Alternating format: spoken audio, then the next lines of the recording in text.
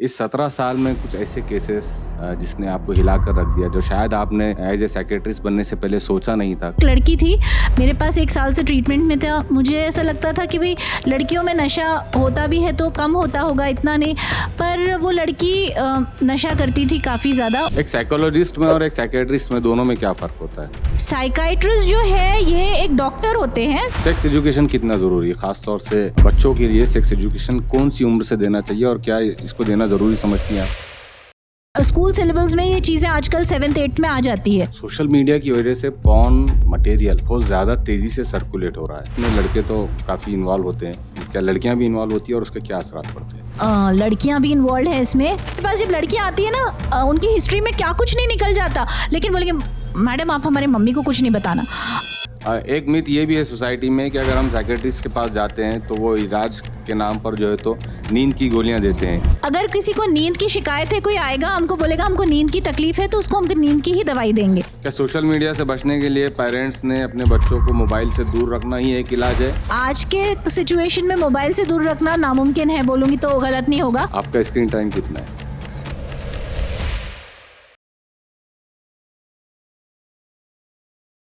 आपको पता है कि दुनिया तेजी से तरक्की करती जा रही है। दुनिया में नए नए चैलेंजेस किए जा रहे हैं कि हम कैसे इंसानी ज़िंदगी को आसान बनाएं, उसको इजी बनाएं। लेकिन इसके बावजूद भी कई सारी ऐसी रिसर्च मौजूद है कि इंसान को कई सारी आसाइशें, कई सारी फैसिलिटीज़ होने के बावजूद वो बेचैन है, परेशान है और उसकी मेंटल कंडीशन कहीं ना कहीं डिस्टर्ब है। और इसका सीधा असर देखने में जहाँ मिलता है इंसानी ज़िंदगी, इंसान अगर मेंटली डिस्टर्ब है तो उसका सीधा असर उसकी फैमिली पे देखने को मिलता है।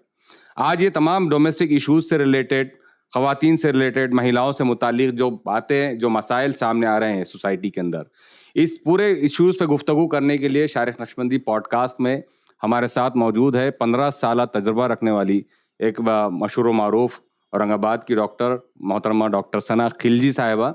डॉक्टर सना खिलजी जो है तो औरंगाबाद मेडिकल कॉलेज से MBBS किए, उसके बाद DNB साइकेट्रिस्ट जो है तो दिल्ली से पास किया और एक बड़ा तजुर्बा रखते हैं। इन्होंने 3 किताबें लिखी हैं जो जो है तो वुमेन साइकोलॉजी से रिलेटेड है,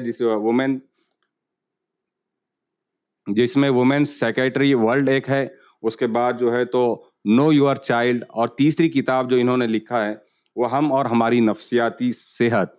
ये 3 किताबें मोहतरमा डॉक्टर सना खिलजी ने लिखा है। इन तीनों किताबों के अंदर जो है तो आपने कोशिश की है कि कैसे एक खातून की, एक महिला की साइकोलॉजी से मुतालिक इश्यूज आते हैं, उसे कैसे दूर किया जाए।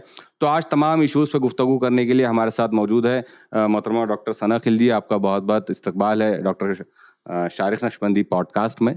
आज हमारी गुफ्तगू बहुत फॉर्मल रहेगी, इनफॉर्मल रहेगी। बहुत सारे ऐसे सवालात हम आपसे पूछने की कोशिश करेंगे जिससे मुतालिक समाज में, सोसाइटी में जो है तो मिथ है, गलतफहमियाँ हैं, कई सारे इश्यूज है जिस पे लोग बात करना ऐप समझते हैं, शर्म आती है उनको बात करने पे। तो हम ऐसे सवालात के ज़रिए कोशिश करेंगे कि अपने व्यूअर्स के जो इश्यूज है, जो वो किसी से शेयर नहीं करना चाहते, उनको दूर करें। तो सबसे पहले तो आपका बहुत बहुत इस्तकबाल है। 15 से तकरीबन 17 साल का अपना आपका वुमेन साइकोलॉजी पर एक एक्सपीरियंस रहा है, कैसे देखती है आप? ये जो 17 साल एक्सपीरियंस रहा है मेरा, काफ़ी लर्निंग हुई है, काफ़ी सारी चीज़ें सीखी हैं मैंने। और मुझे ऐसा लगता है कि औरतों की जो नफ्सियात है ये एक अलग एरिया है, इसको बहुत निगलेक्ट किया जाता है। आदमियों की नफ्सियात को फिर भी आदमी आ जाएगा, ट्रीटमेंट ले लेगा, औरतों को ट्रीटमेंट नहीं मिलता है या जो भी माशरी स्टिग्मा है उस वजह से नहीं लेते हैं। तो ये चीज़ के लिए अवेयरनेस और लोगों को इसकी मालूमात की बहुत ज़्यादा ज़रूरत है। इस 17 साल में कुछ ऐसे केसेस जिसने आपको हिला कर रख दिया, जो शायद आपने एज ए साइकियाट्रिस्ट बनने से पहले सोचा नहीं था? कोई ऐसा केस जिसने आपको बहुत ज़्यादा मतलब आपकी आंखें खोल दी और आपके वहम गुमान में नहीं था कि ऐसा भी होता है ख़वातीन के साथ? कोई एक केस?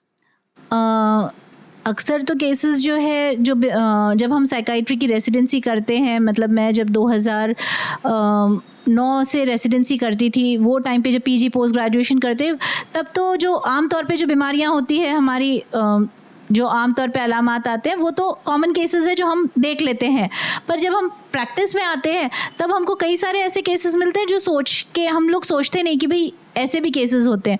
तो आमतौर अभी रिसेंटली ही एक मैं बताऊंगी, एक लड़की थी मेरे पास 1 साल से ट्रीटमेंट में था। मुझे ऐसा लगता था कि भाई लड़कियों में नशा होता भी है तो कम होता होगा, इतना नहीं, पर वो लड़की नशा करती थी काफ़ी ज़्यादा और काफ़ी सारे ड्रग्स लेती थी और उसमें एजुकेटेड थी और उसकी फैमिली भी एजुकेटेड, लेकिन वो एक गैंग बन गया था, एक ग्रुप बन गया था, कॉलेज ग्रुप, और सबके सब नशा करते। तो मतलब हम एंटी ड्रग मूवमेंट्स हम जो है तो आपके हस्बैंड डॉक्टर फैसल खिलजी साहब के साथ भी कई सारे मूवमेंट्स में रहे और ये बातें हमारे सामने आई कि लड़कों के साथ साथ लड़कियां भी नशा करती है, तो क्या इसमें हकीकत है? हाँ, लड़कियां नशा हकीकत करती है? नशा करती है, यहाँ तक कि वो एमडी वगैरह लेती थी, इंजेक्टेबल आईवी रूट से लेती थी, और ऐसे सब में दूसरी बीमारियाँ, लड़के लड़कियों के सब गलत ताल्लुकात हो गए हैं, ये सब ड्रग्स लेके एक साथ रहने लग गए हैं, ये सब भी हमको हमारे तस्वुर में नहीं कि ऐसी चीज़ें, और ये चीज़ हमारे शहर में मौजूद है। तो मतलब इस सब पे भी के बारे में अवेयरनेस होनी चाहिए। मतलब वो लड़की के ताल्लुक से थोड़ी तफसील बताइए कि नशा कब करना शुरू की, किन वजूहात की वजह से उसने नशा लेना की? वो एक्चुअली बेसिकली उसको डिप्रेशन है। मैंने जब उसकी हिस्ट्री देखा जाए तो एक 3-4 साल पहले उसको हल्का डिप्रेशन शुरू हुआ, वो लो फील करने लगी, थोड़ा सैड फील करने लगी, तो उसको उसकी सहेलियों ने बताया कि भाई ये एमडी नाम की ड्रग है, ये लेते हैं तो अच्छा लगने लगता है, तो कभी कभी ले सकते अपन। तो उसने शुरू किया इनके साथ लेना। वो शुरुआत हुई कभी कभी लेने के साथ और लड़कियों के साथ, फिर वो बढ़ते बढ़ते ऐसा हो गया कि लड़कों के साथ भी लेना शुरू हुआ। वो लड़के लड़कियां मिलके लेने लग गए और फिर वो सारा मतलब उनका ग्रुप बन गया और इतना ऐसा हो गया कि अब तलब होने लग गई कि वो उतनी क्वांटिटी उसको अच्छा नहीं लगता था, फिर क्वांटिटी ज़्यादा बढ़ती गई। अब ऐसा हो गया कि वो जॉब करती थी पढ़ाई के साथ में ताकि वो पैसे कमाए और वो ड्रग्स ले। घर से पैसे चोरना शुरू कर दिए, फिर बाद में वो ड्रग नहीं मिलती तो घर में चीख पुकार, वायलेंस, मारपीट, तोड़फोड़, ये सब शुरू कर दिया। तब फिर उन लोगों ने लेकर आए उसको हमारे पास, तो तब हमने ट्रीटमेंट शुरू किया उसका। तो फिर समझ में तो वो उसने 6-8 महीने तक ट्रीटमेंट मेडिसिन ली और मतलब वो ड्रग्स नहीं लिए थे उस दौरान। उसको तलब होती थी, वो हर बार रिपोर्ट करती थी, फिर उसके डोजेस चेंज किए जाते थे, उसके काउंसलिंग सेशंस लिए जाते थे, जो भी उसके स्ट्रेसर्स है, टेंशन है, उस टेंशन वाली सिचुएशन को कैसा हैंडल करना है सिखाया जाता था। ये सब हुआ, लेकिन उन लोगों ने अचानक से क्या किया, 4 महीने पहले ट्रीटमेंट बंद कर दिया। बोला कि अभी हमारी बच्ची अच्छी हो गई है, हमको सब लोग बोल रहे हैं रिहैब में डालो।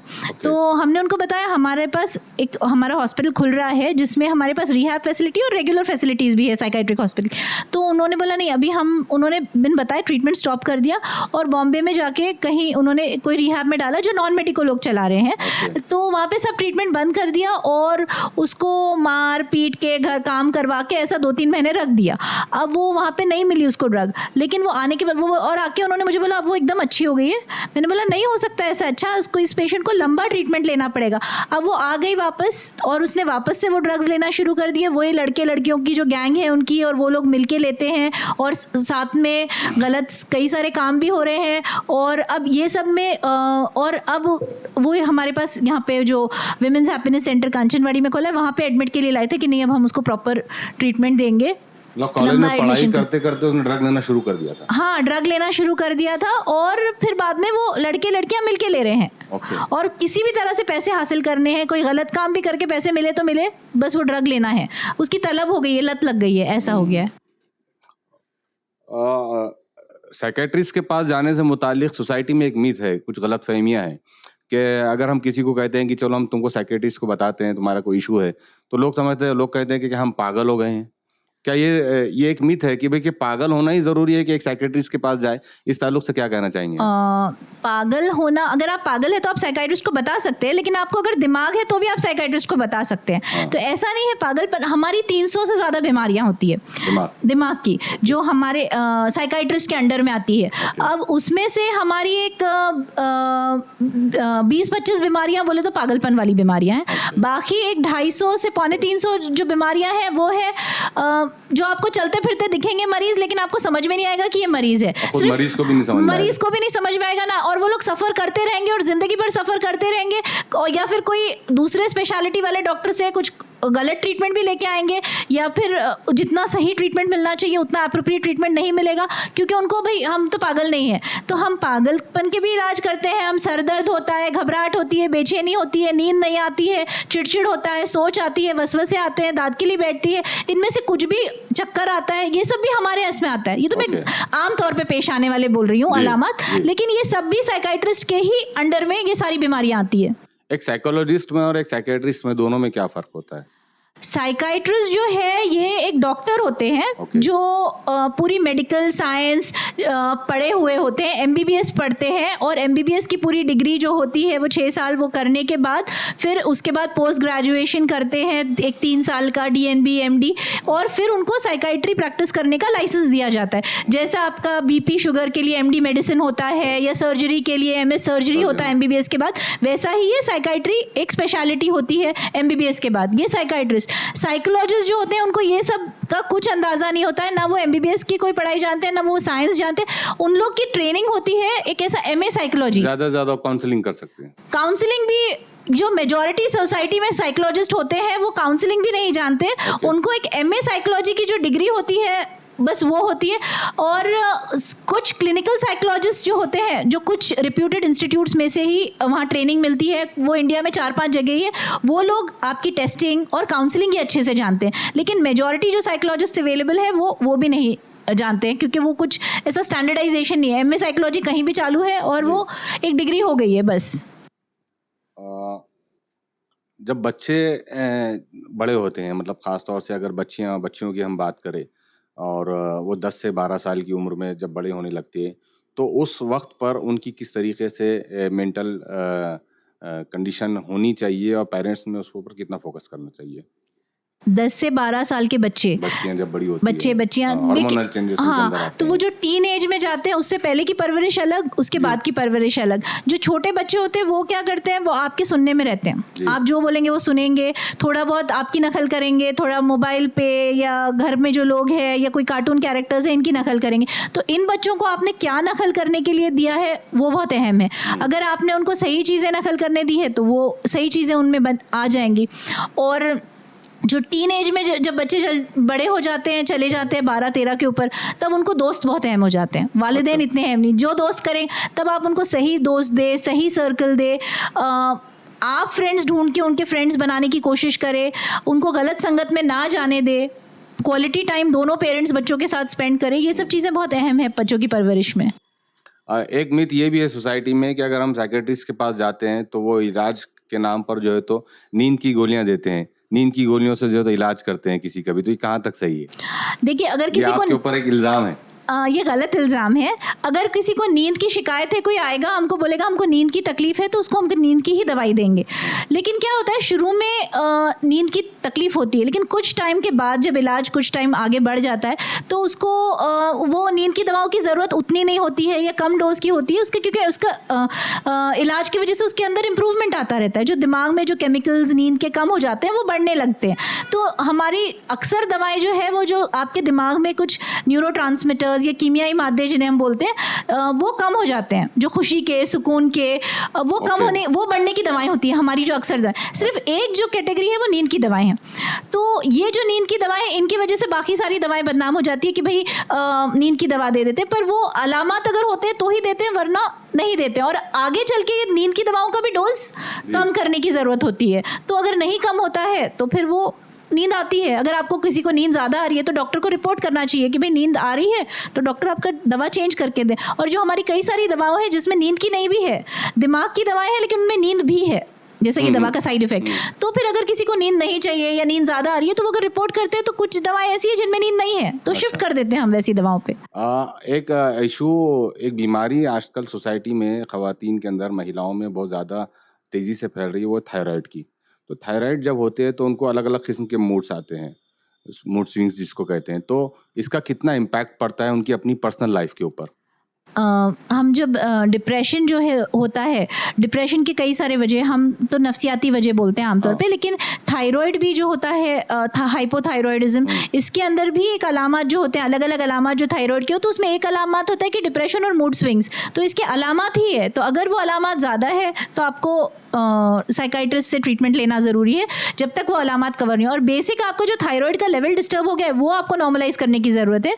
वो अगर नॉर्मलाइज हो जाता है तो मूड स्विंग्स काफ़ी हद तक कवर हो जाते हैं। थायराइड की वजह से मेंटल कंडीशन डिस्टर्ब होती है? हाँ बिल्कुल होती है, उसके अलामात में ये क्या है। अच्छा, सोसाइटी में ऐसा एक स्टिग्मा है, उसको समाजी बुराई समझा जाता है कि हम अपने इश्यूज़ को, हम अपनी पर्सनल जो हमारे अंदर बीमारी है उसको कैसे शेयर करें, या कुछ ऐसी बीमारियां होती है जिसको सोसाइटी में हम किसी से शेयर नहीं कर सकते।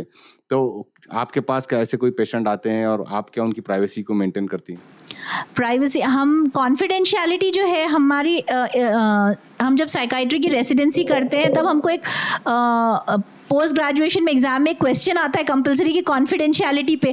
तो हमको ट्रेनिंग दी जाती है चीज़ की कि आपको कॉन्फिडेंशियलिटी मेंटेन, अगर कोई अपना प्रोफेशनल एथिक्स पे चल रहा है तो उसको कॉन्फिडेंशियलिटी मेंटेन करना बहुत ज़रूरी है। कोई साइकाइट्रिस्ट किसी पेशेंट की आइडेंटिटी किसी और को नहीं रिवील कर सकता, मैं तो नहीं करूँगी और किसी और, मेरे जहाँ तक मेरी नॉलेज है कोई और भी नहीं करता है।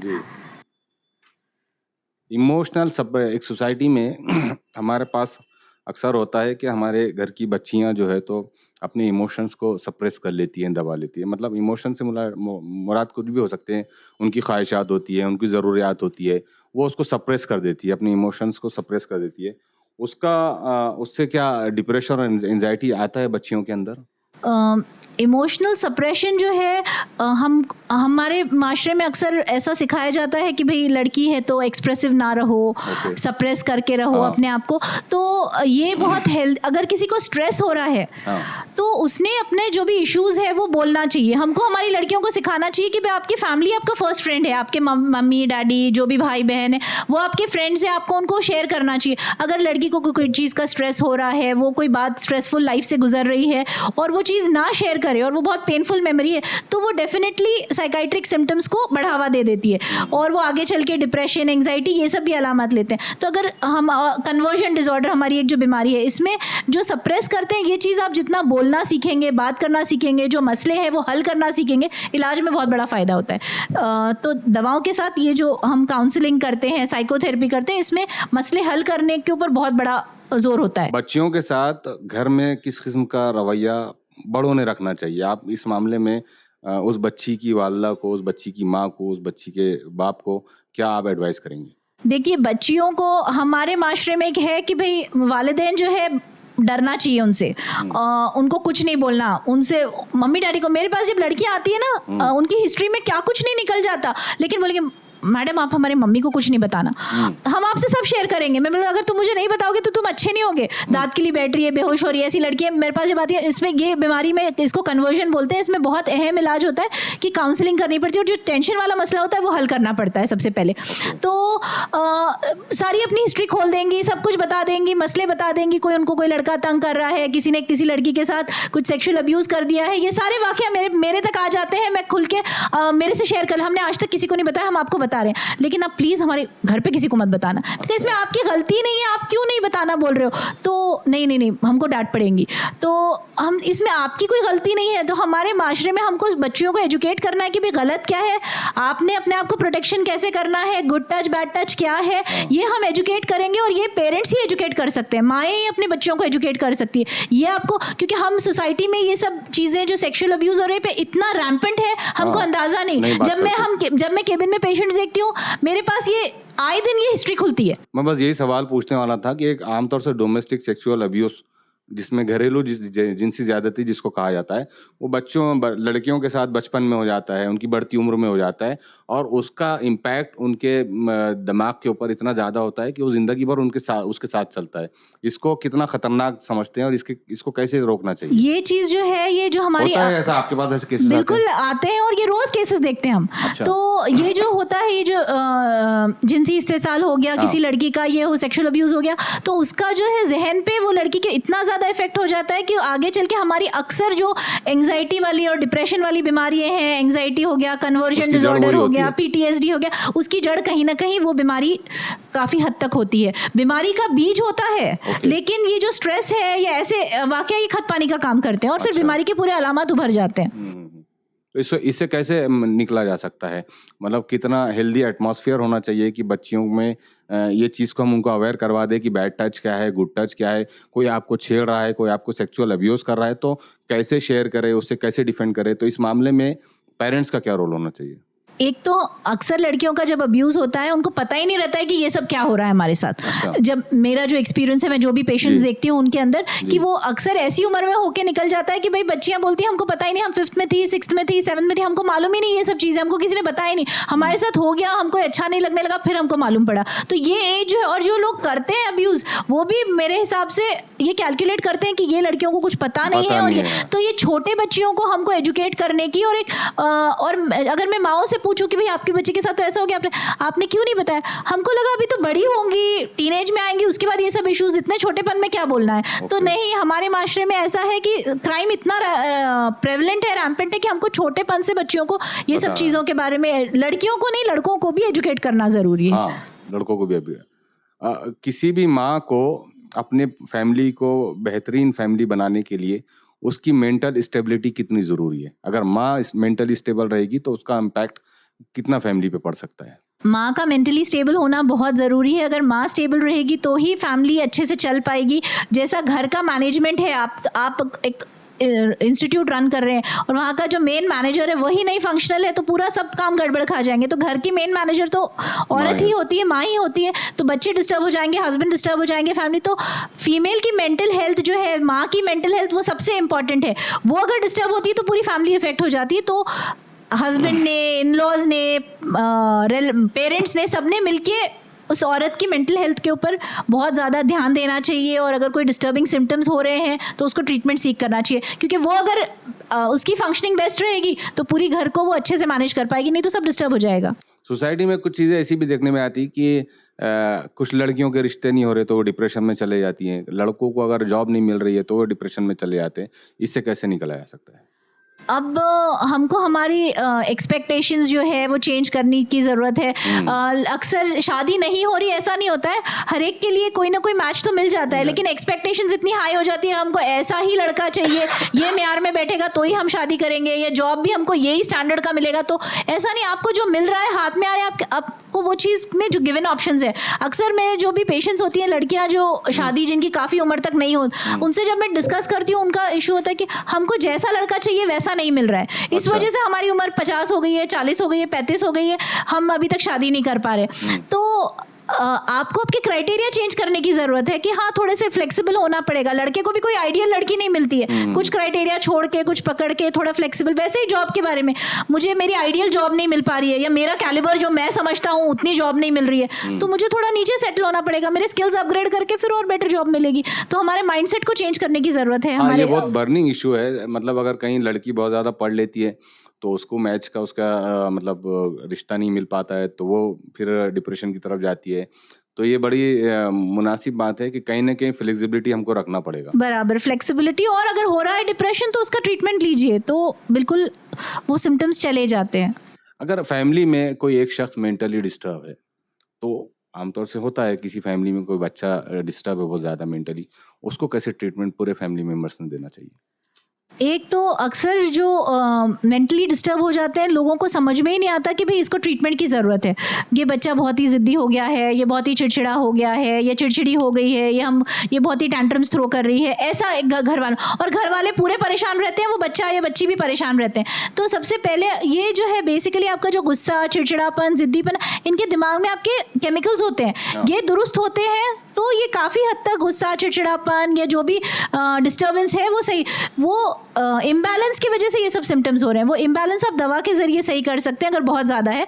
और फिर साथ में जो भी इश्यूज़ हो रहे हैं वो काउंसलिंग करके, जैसे अगर कोई फादर से कोई नाराज़गी है तो वो बात करके वो इश्यूज़ जो सॉल्व हो सकते हैं, मदर से कोई नाराज़गी है तो वो इश्यूज़ बात करके सॉल्व हो सकते हैं। जितने आप इश्यूज़ सॉल्व करेंगे उतनी दवा तो चलनी है, लेकिन कम चलेगी। लेकिन अगर आप इश्यूज़ नहीं सॉल्व करते तो हमको ट्रीटमेंट बहुत ज़्यादा देना पड़ता है। ऐसा सेक्स एजुकेशन कितना ज़रूरी है, खास तौर से बच्चों के लिए? सेक्स एजुकेशन कौन सी उम्र से देना चाहिए और क्या इसको देना ज़रूरी समझती हैं आप?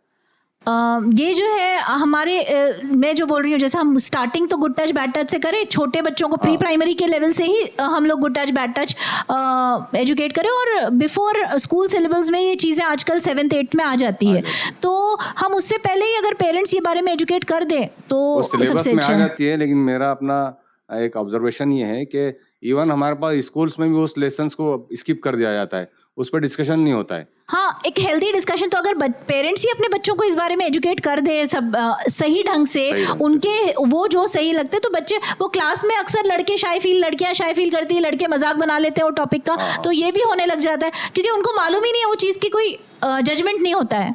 सैडनेस और डिप्रेशन दोनों में क्या फ़र्क है? सैडनेस किसी को भी हो सकती है, आपको कोई चीज़ आपकी मर्जी से नहीं हुई, किसी ने आपको बुरा बोल दिया, आपको कुछ देर के लिए, कुछ घंटों के लिए उदासी लग रही, सैडनेस लग रही, तो ये सैड मूड बोलेंगे हम, ये नॉर्मल है, हर कोई गुजरता है।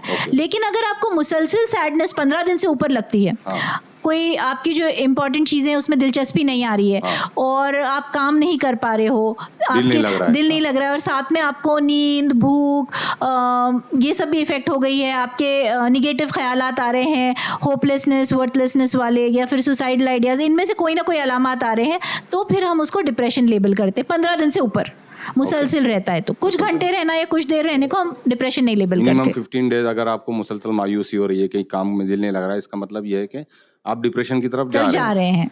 तो उस डिप्रेशन से निकलने के लिए काउंसलिंग और मेडिसिन दोनों लेना ज़रूरी है। एक इशू मतलब देखने में आता सोसाइटी में कि बहुत बर्निंग इशू है, ज़रा कुछ थोड़ी सी अनबन होती है तो डिवोर्स का रेशो बहुत ज़्यादा बढ़ता जा रहा है। अगर मैं मुस्लिम कम्युनिटी की बात करूँ तो इमारत शरिया में आए दिन जो है तो मियाँ बीवी के क्लैशेस को लेकर जो है तो केसेस यहाँ पर, और दिन ब दिन ये चीज़ बढ़ते जा रही है। तो इसमें बीवी जो है तो क्या रोल प्ले कर सकती है, आपकी नज़र में क्या है? सिर्फ बीवी नहीं, बीवी और शौहर दोनों का इक्वल रोल है, क्योंकि वो एक इक्वल वाला रिलेशनशिप है जहाँ पे एक इंसान सारी मेहनत करे तो वो पॉसिबल ही नहीं है सस्टेन करना, दोनों को उतनी ही मेहनत करनी पड़ेगी तो ही वो रिलेशनशिप सस्टेन हो पाएगा।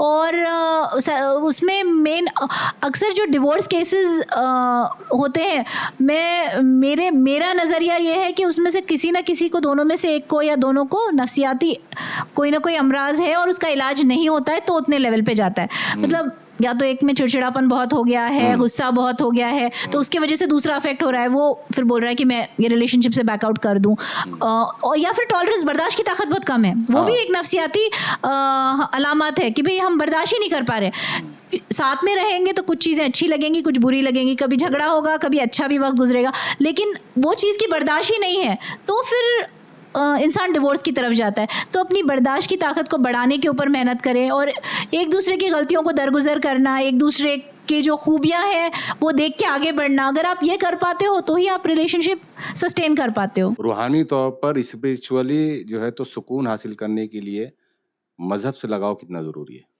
और ये तमाम अमराज से निकलने का क्या ज़रिया अल्लाह से जो है तो ताल्लुक़ कितना मजबूत बनाना ज़रूरी है? ये चीज़ बहुत अहम है। अगर आपका जो स्पिरिचुअलिटी बोलते हैं हम, ये रिलीजियस फैक्टर्स होते हैं, ये स्ट्रॉन्ग होते हैं तो इलाज में हमको बहुत ज़्यादा फ़ायदा होता है, कोई भी नफ्सियाती बीमारी हो।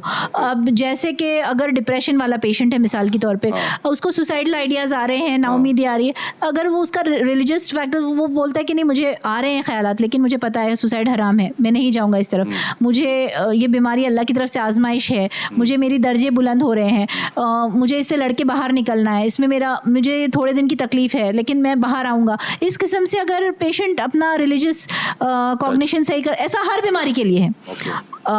हर बीमारी में अगर हम दीनी तौर पे उसको सही कर पाते हैं, हमारी जो गलत सोच होती है, जो डिप्रेशन की वजह से कोई मनफी सोच आती है या नेगेटिव सोच, उसको अगर हम सही करते हैं तो इलाज में बहुत ज़्यादा मियाँ बीवी का भी रिश्ता, अगर आपके रिलीजियस फैक्टर स्ट्रॉन्ग होते हैं, आपको एक दूसरे से जो अच्छा, आखिरत में सबसे पहला जो तोला जाएगा एक दूसरे से सुलूक है हस्बैंड और वाइफ का, सबसे पहली चीज़। तो अगर आप वो चीज़ सोचते हैं तो आपको ये नहीं ये चीज़ मेरी इम्पॉर्टेंट है, मैं इस वजह से ये मुझे यहाँ पे मार्क्स आखिरत में ज़्यादा चाहिए इसलिए मैं लेट गो करूँ, तो ही वो दरगुजर वाला कॉन्सेप्ट आता है, नहीं तो नहीं आता है। भाई उसने मुझे बोला मैं भी पलटा के बोल दूँ, उसने मेरे को झगड़ा किया मैं भी झगड़ा कर लूँ, या फिर मुझे ये सोच आ रही है बस मैं सोच से मुतासिर होकर अपनी लाइफ अफेक्ट कर लूँ, तो ये सब चीज़ें नहीं होती अगर आपके रिलीजियस फैक्टर स्ट्रांग होते हैं तो। सोशल मीडिया की वजह से पॉर्न मटेरियल बहुत ज़्यादा तेज़ी से सर्कुलेट हो रहा है। बिलाशुबा उसमें लड़के तो काफ़ी इन्वॉल्व होते हैं, क्या लड़कियां भी इन्वॉल्व होती है और उसके क्या असरात पड़ते हैं? ये इतना लड़कियां भी इन्वॉल्व है इसमें, और जहाँ तक मैं जो पेशेंट्स की हिस्ट्रीज लेती हूँ, जब डिटेल में बात करती हूँ, एक लड़की मेरे पास थी, वो प्री स्कूल में थी मेरे ख्याल से, प्रेप में, तो वो स्कूल नहीं जा रही थी। तो स्कूल नहीं जा रही थी तो उसके पेरेंट्स ने लेके आए थे कि ये बहुत मम्मी को छोड़ ही नहीं रही है, बस मम्मी के पास पकड़ के बैठी है कि मुझे स्कूल नहीं जाना है और मुझे डर लग रहा है अकेले नहीं रहना। तो जब उससे डिटेल में हिस्ट्री ली गई, उसके साथ काफ़ी 4-5 सेशंस हुए मेरे, उसके बाद समझ में आया कि उसने ऐसी कोई पॉर्न मूवी मोबाइल पे देख ली थी। और प्रेप स्कूल की लड़की, और 5-6 साल की लड़की, और ये जाके वो जो हरकत उसमें थी मूवी में, उसने जाके अपने क्लास की लड़कियों के साथ सबके साथ शुरू कर दी थी। वो लोग वॉशरूम में जाके ये सब करते थे और उसने शुरू किया, और बाद में बोली मुझे बहुत गंदा लग रहा है इसलिए मुझे नहीं जाना। और मुझे उसने जब डिस्क्लोज किया कि हम लोग बहुत डर्टी गेम्स खेलते हैं, ये सारे दुनिया के लोग खेलते हैं इसलिए हम भी खेल रहे हैं, लेकिन मुझे बहुत गंदा लग रहा है। उसको यही नहीं मालूम कि क्या गंदा और क्या अच्छा, और वो ये देख के ये सब कुछ करने लग गई। तो ये सबसे कम एज की मैं आपको बता रही हूँ जो मैंने पेशेंट, आगे के एज ग्रुप में तो ये चीज़ बहुत रैम्पेंट है, कॉमन हो गई है, ऐसा है। तो ये पॉर्न एडिक्शन कितना खतरनाक है? ये जो है ये जैसे दूसरे नशा है वैसा ये भी एक किस्म का नशा है, एडिक्शन है। जैसा एडिक्शन का ट्रीटमेंट किया जाता है, दवाएं दी जाती है, काउंसलिंग की जाती है, रिहैब किया जाता है, इसको भी ऐसे ही इलाज की ज़रूरत है। क्या सोशल मीडिया से बचने के लिए पेरेंट्स ने अपने बच्चों को मोबाइल से दूर रखना ही एक इलाज है, या फिर उसमें कुछ रेस्ट्रिक्शंस के साथ उनको मोबाइल आज के सिचुएशन में मोबाइल से दूर रखना नामुमकिन है, बोलूंगी तो गलत नहीं होगा, क्योंकि उसके ऊपर ही क्लास का होमवर्क आता है, उसी के ऊपर प्रोजेक्ट्स होते हैं, कितना भी बच्चे को नहीं लेके हम जब्त कर ले वो देना पड़ता है, लेकिन सुपरवाइज्ड होना चाहिए, हमारी निगरानी में होना चाहिए। कुछ ऐसे ऐप से बच्चा क्या यूज़ कर रहा है आप आपके मोबाइल पे ट्रैक कर सकते हो। बच्चे को पर्सनल मोबाइल ना दे जब तक आपको ऐसा नहीं लगे कि अभी इसकी एज ये इतना मैच्योर नहीं है, और आपका ही मोबाइल उसके एक्सेस होना चाहिए उसको, और आपको सब पता होना चाहिए कि वो क्या कर रहा है, तभी देना चाहिए वरना नहीं देना चाहिए। रात में मोबाइल देखना कितना खतरनाक है? जो मोबाइल की रेज रहती है वो आपका सारा स्लीप साइकिल डिस्टर्ब कर देती है, तो हम शाम के बाद, रात में तो नहीं, शाम के बाद ही मोबाइल यूज़ करना एडवाइस नहीं करेंगे किसी को भी, और अक्सर लोग रात में करते हैं, बट वो हेल्दी नहीं है ब्रेन के लिए। आपका स्क्रीन टाइम कितना है? मेरे बच्चों ने मेरे मोबाइल के डिस्प्ले पे वो स्क्रीन टाइम लगा रखा है, और उसके ऊपर स्क्रीन टाइम होता है। मैं कैसा होता है, ऑनलाइन पेशेंट्स भी देखती हूँ, तो उनके साथ मेरी काफ़ी डिबेट चलती है कि भाई मेरा तो ये वजह से भी टाइम ज़्यादा आता है, मेरा पर्सनल यूज़ के अलावा मैं इवनिंग आवर्स में ऑनलाइन पेशेंट्स देखती हूँ, तो मेरा उसका आधा एक घंटा निकल जाता है, तो 1 से 2 घंटे वो मिला के होता है, और वो टाइम कितना होता है उस हिसाब से हमको उनको टाइम देना पड़ता है कि भाई हाँ हमने इतना से स्क्रीन किया है, अब आप वीकेंड पे इतना स्क्रीन कर सकते हो। अगर हम उनको रोक लगाते हैं तो वो हम पे रोक लगाते हैं, ऐसा हो गया अभी। एक सोसाइटी में है कि चूंकि आप भी वर्किंग वुमेन है, कई सारी वर्किंग वुमेन्स होती हैं और वो काम करने की वजह से अपने बच्चों की तरबियत पे फोकस नहीं कर पाती, तो कैसा मैनेज करना चाहिए उन्होंने? देखिए, जब तक बच्चे छोटे हैं आपका बहुत ज़्यादा सुपरविजन की ज़रूरत है। वर्किंग काम छोड़ना नहीं चाहिए, और मेरे केस में भी मैंने कभी छोड़ा नहीं। मेरा बच्चा, मैं मेरे डिलीवरी के 9th मंथ तक, जिस दिन मेरी डिलीवरी हुई उस दिन मैं 6 बजे तक पेशेंट देख रही थी, और फिर वहाँ से मैं डिलीवरी के लिए गई, फिर मैंने 1 महीना ब्रेक लिया, फिर मैं वापस आई, लेकिन मैं 2 घंटा ही जाती थी शुरू में। 1 महीने के बाद मेरे बेबी को भी हॉस्पिटल ले जाती थी, बाजू के रूम में रखती थी, तो मुझे इतना बड़ा प्रॉब्लम नहीं आया, और मेरे हस्बैंड सपोर्टिव थे उस चीज़ के लिए, तो मुझे इतना इशू नहीं था, क्योंकि मुझे घर पे बैठो तो मुझे बहुत बोर होता था, स्ट्रेस आता था। अब वो तो ठीक है, बच्चे जब बड़े होने लगते हैं तब कैसे वर्किंग वुमेन्स टाइम मैनेज करें? तो छोटे बच्चे हैं तो आप, जब बच्चा आपको बहुत छोटा है तो आप अपने आवर्स बहुत कम रखें।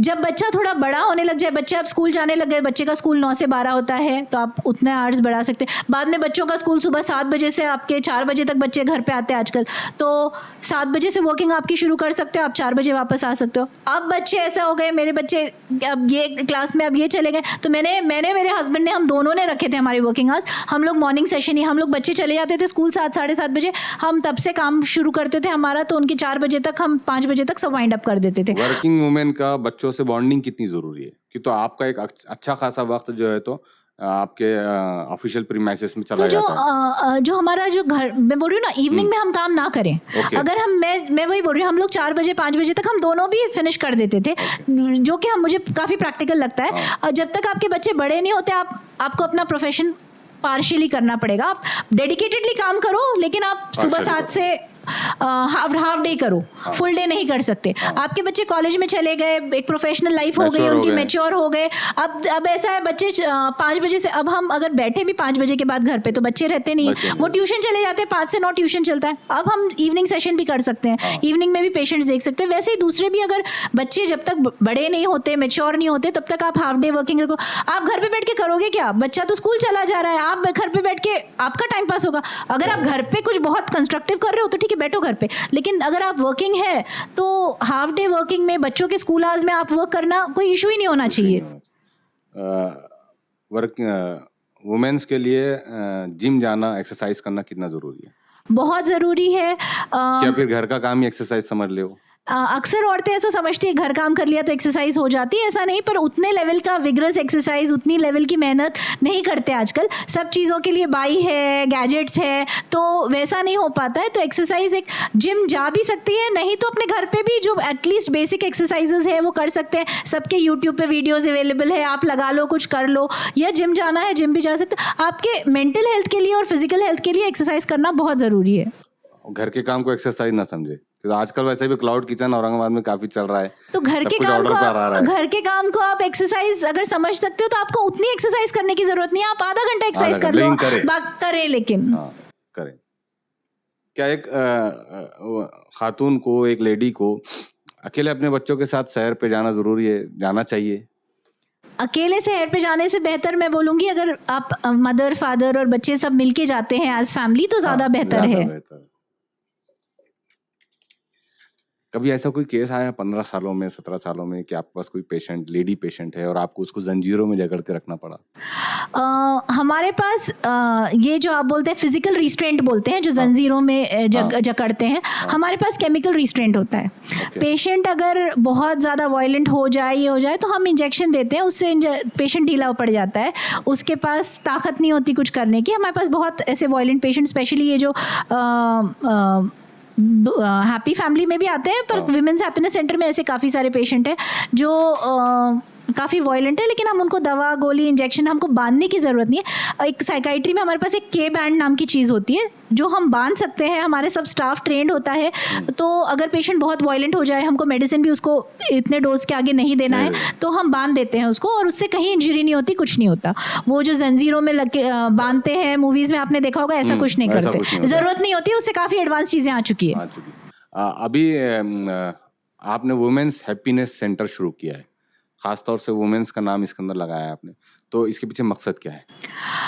विमेंस का नाम लगाने के पीछे मकसद, हम जो हैप्पी फैमिली रन कर रहे थे, वहाँ पे मेल फीमेल बच्चे सब पेशेंट्स थे, तो हमको ऐसा मुझे स्पेशली ऐसा था कि भाई मैं अक्सर फीमेल पेशेंट्स देखती हूँ, तो मेरा रुझान था कि भाई आदमियों को तो ट्रीटमेंट मिलता है, कोई भी मेल पेशेंट होता है, मेरा यहाँ पे मैंने देखा या फिर मेरे अब्बा के पास देखा होगा, तो वहाँ पे मेल पेशेंट को बहुत आसानी से कुछ भी अलामत हो रहे लेके आ जाते हैं, फैमिली लेके आ जाती है, ये हमको परेशान कर रहे हैं। लेकिन फीमेल पेशेंट्स को ट्रीटमेंट ही नहीं मिलता है, ना फैमिली लाती है, ना लड़की खुद आती है ट्रीटमेंट को। नहीं हम लाएंगे तो कैसा हो जाएगा, सब क्या समझेंगे, या फिर लड़की है कैसे बताना, या उसको नहीं इलाज कराना। तो मुझे था कि नहीं भाई क्यों, और कई बार मेरे कई सारे पेशेंट्स ऐसे वो बोलते थे हमारे पास कोई है नहीं रखने को, हम आप ये पेशेंट को नहीं, आपको इस पेशेंट को 1 महीना 2 महीना एडमिट करना पड़ेगा, इसको काफ़ी सारा ट्रीटमेंट लगेगा, ऐसा एक सेशन में ओपीडी में बता के काफ़ी नहीं है। तो वो लोग बोलते थे कि नहीं, एडमिट इसलिए नहीं, हमारे पास कोई है नहीं। आदमी को अगर एडमिट कर रहा है तो बीवी रहेगी बराबर, या उसकी माँ रहेगी, उसका फादर रहेगा, लेकिन अगर लड़की को एडमिट करना है, औरत को, हस्बैंड मैं काम छोड़ के बड़े आऊँगा तो इसका क्या होगा। तो मुझे ऐसा था कि नहीं, मैं कैसे फीमेल हॉस्पिटल खोलूँ जहाँ पे रिश्तेदार के साथ भी फीमेल पेशेंट एडमिट रहे, लेकिन अकेले भी रख सके, ताकि किसी को छोड़ के जाना है तो यहाँ छोड़े, हम पूरा ट्रीटमेंट करके फिर दे सके। और मैं जब पोस्ट ग्रेजुएशन करती थी, जब DNB कर, तभी मुझे फर्स्ट ईयर में से ही अब्बा मेरे को हमेशा बोलते थे, मुझे मैं जो इतने 40 साल से प्रैक्टिस कर रहा हूँ, मुझे इसमें हमेशा एक चीज़ की कमी लगती है कि ये जो फीमेल पेशेंट एक साथ एडमिट कर देते हैं, तो फीमेल पेशेंट्स के कपड़े सही नहीं होते, नहीं कपड़े सही नहीं होते हैं, जहनी तौर पे डिस्टर्ब्ड होते हैं, तो ये बिल्कुल सही नहीं होता है।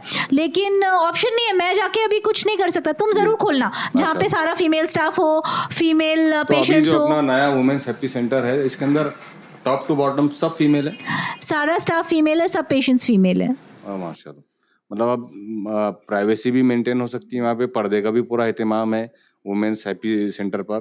तो मैंने देखा आपके उस सेंटर पे, आपने बाज़ाब्ता डॉक्टर साहब ने मुझे बताया कि आपने छोटे एक फ्लैट नुमा भी बनाए हैं वहाँ, अगर किसी को किचन की ज़रूरत है तो किचन भी प्रोवाइड कर रहे हैं, और पूरा स्टाफ, नर्सिंग स्टाफ से लेके मेडिकल से लेके तमाम के तमाम लोग जो है तो पूरे फीमेल्स हैं वहाँ पर।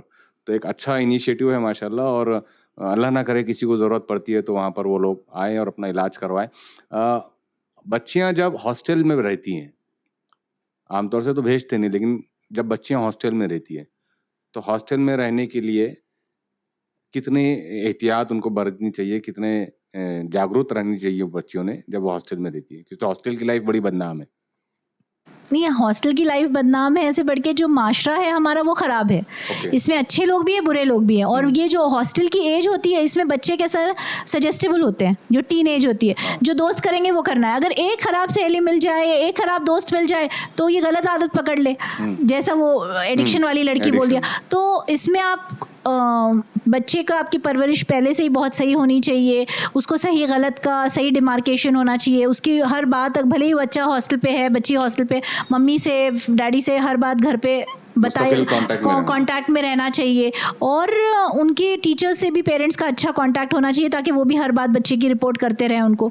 तो इस तरह से 13-14 साल का जब लड़का हो या लड़की हो, जब वो उस एज में आती है 13-14 साल 15 साल में, तो मेरा ऑब्जर्वेशन ये है कि उनके बिहेवियर बड़े रूड हो जाते हैं, वो प्रॉपरली जो है तो रिस्पॉन्ड नहीं करते घर के अंदर। तो ऐसे बच्चों को कैसे ट्रीट करनी चाहिए? तो ये क्यों, ये चेंज हमको बच्चों को खुद अवेयर करवाना की ज़रूरत है, और पेरेंट्स को भी समझने की ज़रूरत है जो बॉडी में चेंज आ रहा है। अभी तक वो छोटे थे, उनकी हाइट बढ़ रही है, उनके हार्मोनल चेंजेस हो रहे हैं, बॉडी चेंजेस हो रहे हैं, तो ये चेंजेस की वजह से ब्रेन में भी चेंजेस हो रहे हैं। तो ब्रेन में जो चेंजेस हो रहे हैं उसके वजह से, और ये हार्मोनल चेंजेस की वजह से उनके अंदर ये जो रूडनेस, ये एज में हर एज की अलग रिक्वायरमेंट होती है ब्रेन की। ये एज में होता है कि ऑटोनॉमी चाहिए, मतलब आज़ादी चाहिए, मैं मेरे फैसले करूं, मैं मुझे रोक टोक ना हो। तो ये बच्चों को अगर आप रोक टोक करेंगे या आप अपने फैसले उन पे थोपेंगे तो ये गए, आपका सुनेंगे नहीं वो। तो ऐसे में वालिदैन ने ये करना चाहिए कि भाई जो छोटे फैसले उनकी आज़ादी बच्चों पे रख दें, ये पहनो, ऐसा करो, ये खाओ, ये सब छोड़ दो, जो बोल रहे हैं जहाँ तक के ग्रॉस गलत नहीं हो रहा है, ताकि बड़े फैसले आपके हाथ में हो। हाँ, मुझे तो मेरे मम्मी ने मेरे को 10 चीज़ों में आज़ादी दी, एक चीज़ में रोक टोक लगा रहे हैं तो मैं सुन लूँ, ऐसा हो जाए। और अगर उनके पीछे एक ही बात आप बार बार रिपीट करेंगे, बोलेंगे, तो ये बच्चे नहीं सुनेंगे। तो हमको हमारा बिहेवियर, हम बच्चे से छोटे बच्चे को बिहेव करें, बच्चा तो हमारा वैसा ही है, लेकिन उसका ब्रेन चेंज हो रहा है, उसकी बॉडी चेंज हो रही है, तो हमारा बिहेवियर भी चेंज होना चाहिए। छोटे बच्चे को हम डांट लेंगे, मार लेंगे, प्यार से बोल लेंगे, मना लेंगे, वो मान जाएगा। ये उम्र के बच्चे नहीं, ये उम्र के बच्चों को आपको दोस्त बनना है, आपको उनके फ्रेंड्स जैसा रहते हैं वैसा रहोगे तो ही आप उनको सही हैंडल कर पाओगे। सोसाइटी में पेरेंट्स जो है तो हार्मोनल चेंजेस के बारे में शर्माते हैं, क्या ये सही है? सही नहीं है, ये शर्माने की जरूरत नहीं है। ये चीज उनको सोशल मीडिया की तरफ से हर चीज एजुकेट हो जा रहे हैं, वो लोग गलत एजुकेट हो रही है। तो इस मामले में कैसे पेरेंट्स ने उनसे ट्रीट करना? पेरेंट्स ने ये सब चीज़ों की, ये एक नॉर्मल डेवलपमेंट है। जैसा आप अलग टाइम पे बोलने लगते हो, चलने लगते हो, ये चीज़ की एक्सेप्टेंस है, तो वैसे ही ये भी एक ग्रोथ फेज़ है।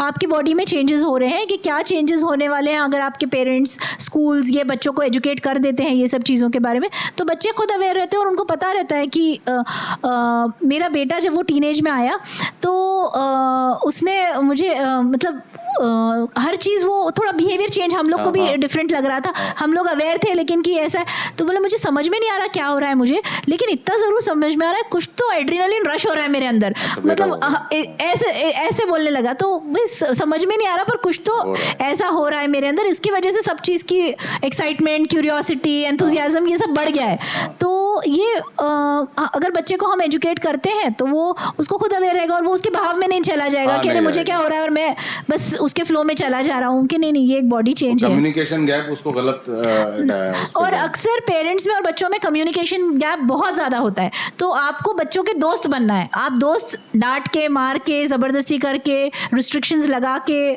नहीं बन सकते। वुमेन्स हैप्पी सेंटर की कोई और एक दो चार खास बातें जो हमारे व्यूअर्स तक पहुंचे। विमेंस हैप्पीनेस सेंटर, अभी एक पेशेंट थी, वो कुछ टाइम पहले, कुछ महीने पहले वहाँ एडमिट हुई। वो पेशेंट जो है एक 20 साल से ख़याली दुनिया में अपना अपना बड़बड़ करना, अकेले बातें करना, ऐसी ही रहती थी। बस उसके घर पे रहती थी वो, और ऐसे ही कुछ काम नहीं, कुछ नहीं, और बस अकेले अपनी दुनिया में चली, बस उसकी लाइफ ऐसी ही निकल गई सारी। और वो लोग ने, फैमिली ने कहीं एडमिट नहीं कर सकते थे, सब लोग बिजी हैं, और दवा गोली उसकी 20 साल से चली है रेगुलर। लेकिन उसके बावजूद ऐसे ही वो घर में बस रहती थी, कभी कभार कपड़ों में भी सब गंदगी कर लेना और ऐसा। अब यहाँ पे एडमिट होके उसको सब जो हमारे पास दवा गोली ट्रीटमेंट होता है, काउंसलिंग अगर ज़रूरत होती है किसी पेशेंट को, इस पेशेंट में तो उतनी ज़रूरत नहीं थी, पर ECT जो बोलते हैं हम, इलेक्ट्रोकन्वल्सिव थेरेपी, जो शॉक ट्रीटमेंट जिसको बोलते हैं, ये सब भी उसको मिला। तो अब उसके अंदर वो जो उसकी जो 20 साल से वो एक ख़याली दुनिया में जी रही थी, वो हकीकी दुनिया में आ गई।